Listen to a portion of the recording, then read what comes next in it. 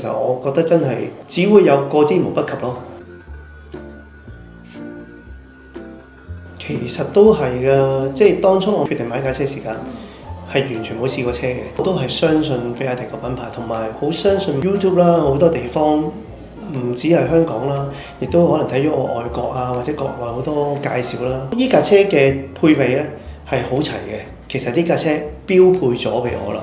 例如前兜、腳踢感應尾雨刮、通風耳、司機位雙層玻璃、記憶座椅，其實呢啲嘢全部咧以前係可能好需要自己去改裝或者加翻嘅功能，而家呢個已經係一個標配嚟㗎啦。咁粒電亦都大咗啦，你會發覺車身用料亦都係好咗好多嘅，你感覺係完全好紮實，亦都好穩重啦。揸上去嘅感覺只會覺得係好舒服。買咗架車翻嚟之後，第一件事我加翻少少自己中意嘅裝飾。咁揸咗2個星期，無論係馬力啦、操控性啦、舒適度啦，其實我覺得真係只會有過之無不及咯。所有嘢都係同手機一樣嘅啫，電車都係會進步嘅。第一件事，屋企人就覺得架車係坐落去大座，即係前座嘅乘客啦，即係我仔仔啦，佢都話：哇，有通風耳喎！尤其是而家夏天啦，所以有通風耳係好緊要。跟住後邊嘅置物空間亦都大咗好多，尤其是司機嗰個座椅咧，入邊係太多嘢升級咗啦，比以前。咁其實真係個感覺係真係好享受。其實我真係有好多時我都唔係好想落車，坐喺度享受緊架車，好舒服。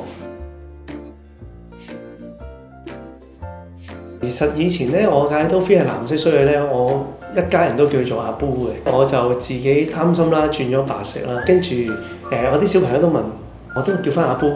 咁因為好似我哋屋企人咁樣嘅，因為而家去邊咧都會同佢去嘅。咁所以咧唔會改名㗎啦。咁我嚟緊咧，其實都搞好咗啲港車北上嘅話咧，其實我都可能會同揸遠啲，因為始終個續航大咗，叉電就快咗，所以呢樣嘢令到我去坐遠啲咧會更安心啲。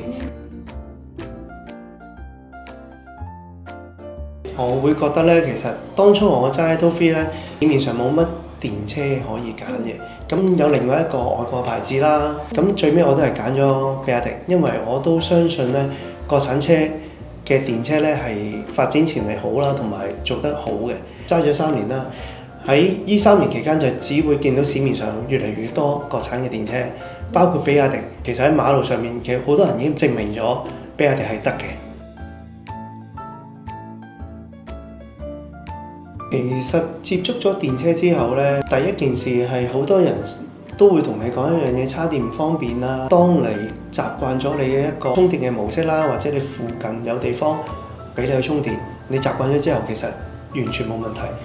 而我揸咗3年之後咧，再轉電車嘅原因咧，肯定翻我自己嘅諗法。而電車亦都係真係好方便，除咗慳錢之外咧，其實因為我習慣係上山下海啊，去露營啊，放電就做到嘅嘢，一來唔會有明火啦，唔會影響個環境啦。第二咧 keep 住咧，我都會繼續揀電車，就係咁解啦。我祝願當然係越做越大啦，越嚟越多人去接受到電車啦，尤其是係比亞迪嘅電車啦，都可以變成主要香港嘅城市入邊嘅交通工具啦。因為比亞迪嘅車咧，的確係好安全同埋好好揸嘅。多謝你。